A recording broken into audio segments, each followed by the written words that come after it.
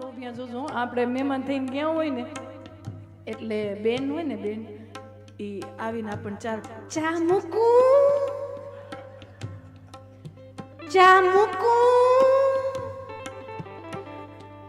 3-4 વાર પૂછે અને હવે ભારતીય તરીકે આપણે પહેલી વારમાં તો હા પાડીએ જ નહીં ને આપણને પછી એમ તો હોય ને પહેલી વારમાં કોઈ હા ચા મૂકું 4 વાર પૂછે ચા મૂક દે પી જા હું હવે મૂક ચા મૂકું 4 વાર પૂછવા આવે જેને પાવાની દાનત ન હોય ને એ 4 વાર પૂછે હો અને જેને એમ હોય કે હા મારા ઘરે મહેમાન આવ્યા ઈ ઘરની ગ્રહલક્ષ્મી તો મહેમાનને જોઈ આમ સોફામાં બેસાડીને સીધી રસોડાના ચૂલામાં ચા મુકાઈ ગઈ હો ઈ પૂછવા ન આવે મહેલ મોટા ને મન જેના સાંકળાને એ મહેલ મોટા ને મન જેના સાંકળાને જેના મુખમાં રામનું નામ છે જેના મુખમાં રામનું એક ભાઈ પોતાની પત્નીને હવે પતિ પત્ની તો એકબીજાના સ્વભાવને ઓળખી જ ગયો નહીં તો એક વરમાં જ સમજાય જાય ને કોણ માણા કેવું છે એટલે પતિને મહેમાન આવે ને એનો શોખ બહુ આહા મારા ઘરે મહેમાન આવે મહેમાનને જમાડું પતિને શોખ અને પત્નીને શોખ નહીં ધૂંધુલી એટલે આ વખતે પતિના કોક કામના સરસ મજાના મહેમાન આવવાના હશે હવે પત્નીને ઓળખીને એનો સ્વભાવ કેવો કોઈ દી પૂછે નહીં અતિથિ આવે એને જમવાનું કોઈ દી પૂછે નહીં તો એને કીધું કે આપણે મહેમાન આવે ને તો તું એને જમવાનું પૂછજે હો જમવાનું પૂછજે કે હા પૂછીશ મહેમાન આવ્યા પછી ઓલો પતિ છે ઈશારાથી પૂછે એટલે ઈશારો સમજી ગયા પછી બેન કે તમે જમીને આવ્યા કે પછી બીજે ક્યાંક જમવાના છો હવે એને કીધું જમવાનું પૂછજો એટલે પત્નીએ પૂછ્યું જમીને આવ્યા કે બીજે ક્યાંક જમવાનું છો પોતાને ત્યાં તો એ મહેલ મોટા ને મન જેના સાંકળાને એ મહેલ મોટા ને મન જેના સાંકળાને એ જેના મુખમાં રામનું નામ છે રે જેના મુખમાં રામનું નામ છે રે કોઈ જાશો ના એવાને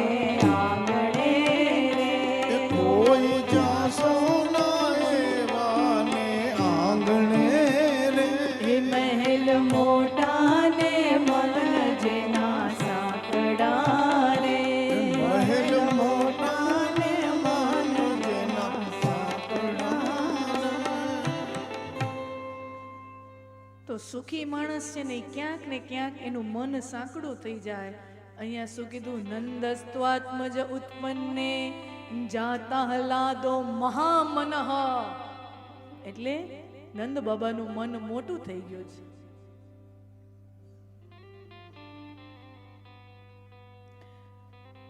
બધાએ ગોપી ગોવાળિયાઓ નંદ બાબાને ત્યાં આવ્યા નંદ બાબાએ બધાને ભેટ સોગાદો આપી સોના ચાંદી હીરા મોતી વસ્ત્રો બધાય નંદ બાબા અને યશોદા માના આંગણેથી જન્મોત્સવ ઉજવી પોતપોતાની ભેટ સોગાદો લઈ અને પોતપોતાના ઘરે જાય કોઈના હાથમાં દરેકના હાથમાં ભેટ સોગાદોનું ટોપલું સોનું ચાંદી વસ્ત્રો એક ગોપી ગોકુળના ચોકમાં બે હાથ ઊંચા કરી અને પોતાની જગ્યામાં ગોળ પુદરડી ફરતી હોય નાચતી હોય આંખોમાં અશ્રુની ધારા વહેતી હોય અને ગોપીના હાથ ખાલી છે આખા ગોકુળ ગામના બધાય ગોપ ગોવાળિયાઓના હાથ ભરેલા છે ભેટ સોગાદોથી અને આ ગોપીના હાથ ખાલી છે આંખમાંથી અશ્રુ ધારા વહે છે પણ ચહેરા ઉપર મુખમંડલ ઉપર પ્રસન્નતા છવાયેલી છે અને એ નાચતે છે બધાય ગોપીઓ ગોવાળિયાઓ ગોપીને ફરતે ઊભા રહી ગયા. અરી સખી क्यों नाच रही है? ऐसो तो का पा लियो नंद बाबा के घर. અમારા બધાયના હાથમાં સોના ચાંદીના ટોપલા ભરેલા છે. અમને એટલો આનંદ થતો નથી જેટલો આનંદ તારા ચહેરા ઉપર છે. એવું તો તને શું મળી ગયું? તારા હાથ તો ખાલી છે. અને ત્યારે ગોપી કહે છે, આ સોના ચાંદીના પથરા તો નંદ બાબા ને માં યશોદા મને દેતા હતા. પથરા, આ સોના ચાંદીના પથરા તો યશોદામાં મને દેતા હતા. પણ હું તો સીધી ગઈ માં યશોદાના કક્ષમાં અને મેં કીધું, માં યશોદા, આ સોના ચાંદીના પથરા ન ખપે, તારો લાલો મારા ખોળામાં પધરાવ ને, તારો લાલો મારા ખોળામાં લાવ. और यशोदा ने बड़ी कृपा की, अपना लालन પોતાનો લાલો મારા ખોળામાં રાખ્યો. અને ઈ જે બ્રહ્મ દર્શન કર્યું ને, આ આનંદ, આ હરખ મારા શરીરમાં સમાતો નથી. મુझे नाचने दो, नाचने दो, नाचने दो.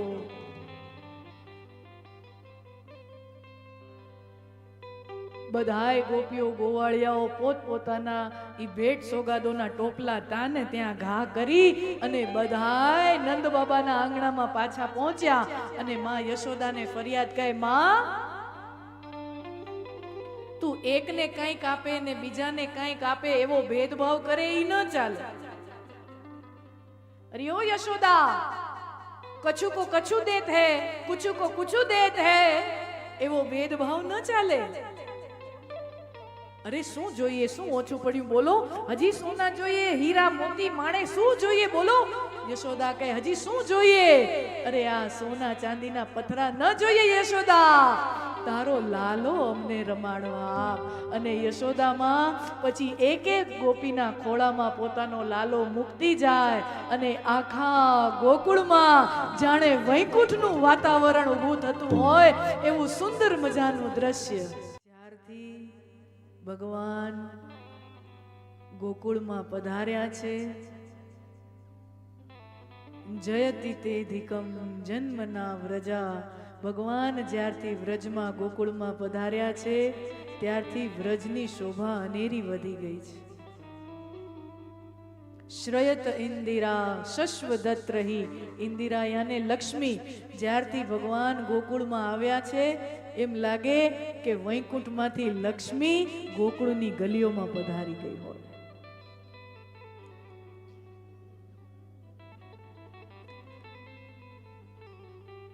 ભગવાન ગોકુળમાં આવ્યા, જન્મોત્સવનો ઉત્સવ સરસ મજાનો ઉજવાતો હતો, તો તમામ દેવતાઓ પણ ભગવાનના દર્શન કરવા માટે આવ્યા. અને બધા દેવતાઓ આવે એટલે મહાદેવ પણ આવ્યા. अभी इतना बड़ा उत्सव, उसमें कौन वीआईपी कौन वीवीआईपी, कोई व्यवस्था नहीं. એટલે પાર્વતીજી અને મહાદેવ દર્શન કરવા આવ્યા, પણ ભીડ એવડી ભગવાનને દર્શન કરવા મળ્યા નહીં. કોઈ બાત નહીં, બાદ में आएंगे. ભગવાન 4 દિવસના થયા ત્યારે કૈલાસથી વળી પાછા મહાદેવ ગોકુળ તરફ ભગવાનના દર્શન કરવા માટે નીકળતા હોય અને ત્યાં પાર્વતીજી પૂછે, પ્રભુ કઈ બાજુ? પત્નીનો સ્વભાવ હોય, તમે જાઓ ને એટલે પૂછે જરૂર, કઈ બાજુ? આમ જાઓ છો, 2 કિલો બટેટા લેતા આવજો. पत्नी का स्वभाव पूछती जरूर है, कहां को चले?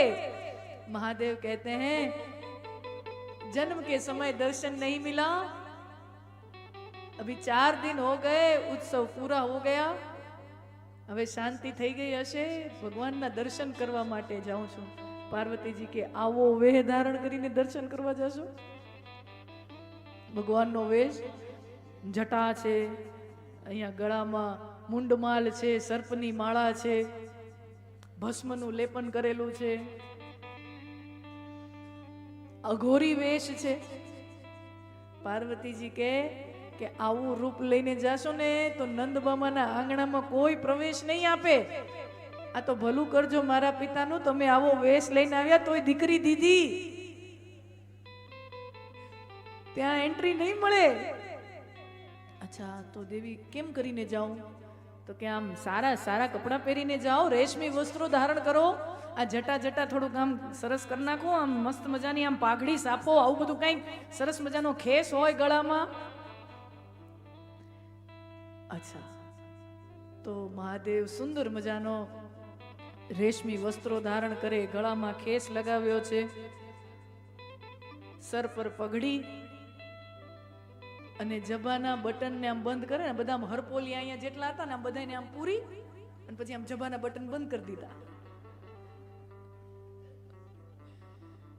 ને અંદર બધા સાપ ને મુંજારો થાય.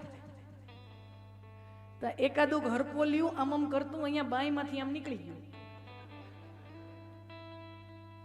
અહીંયા બાઈમાંથી એક હરપોલિયું નીકળી ગયું અને હરપોલિયું ભગવાનને કે પ્રભુ कहां को चले, लालन का दर्शन करने.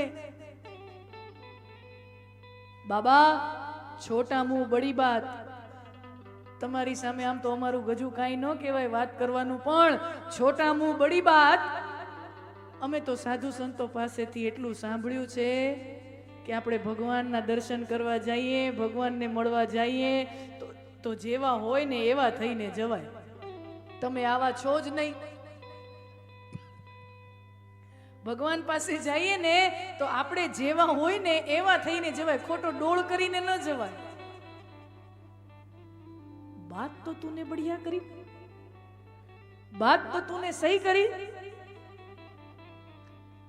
આટલો તું મારો હિતેચ્છુ છો ને હું તને આમ પૂરીને જતો તો. ભોલેનાથ હે, ભોલે બાબા હે, ઈ બધા રેશમી વસ્ત્રો ઘા કરી અને વળી પોતાના મૂળ રૂપમાં ભગવાન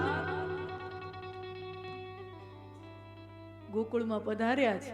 અલખ નિરંજન, અલખ નિરંજન કરતા નંદ બાબાના આંગણાની બહાર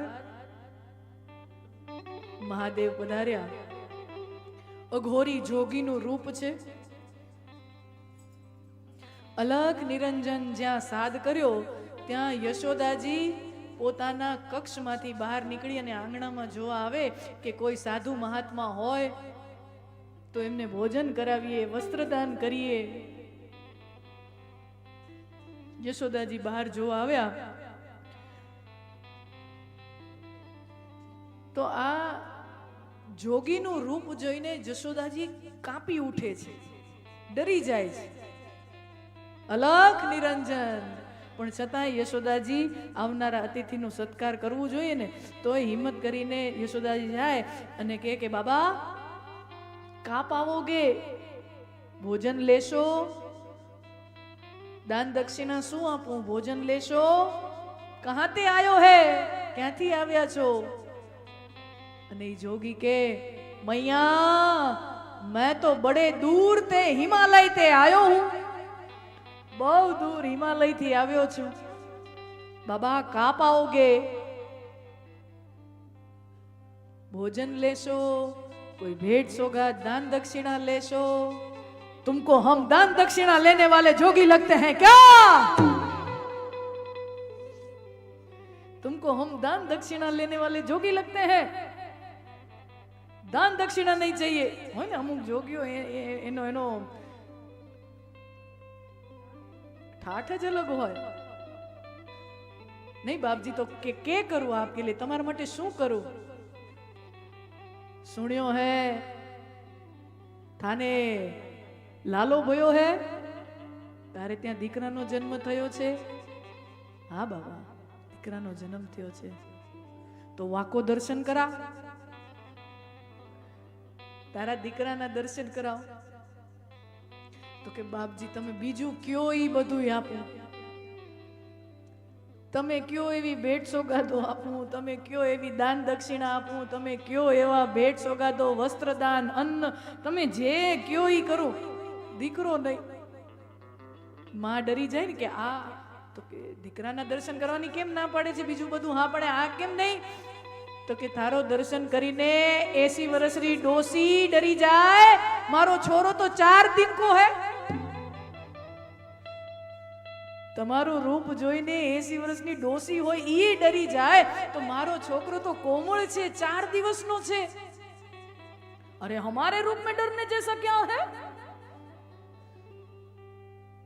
તો કે આ તમારા જે આ સરપોલિયા છે, એકાદો સરપોલિયો આમ આમ ઉતરીને મારા લાલા ઉપર પડી જાય તો, આ ગળામાં આમ સર્પ છે, આ છે, એકાદો સાપ ઉતરીને મારા લાલા ઉપર પડી જાય તો મારો લાલો બી જાય, ડરી જાય. અરે મૈયા કા બાત કરત હૈ, તારો લાલો સાપન તે ન ડરે હે, સાપન તે તો वो सोवे है.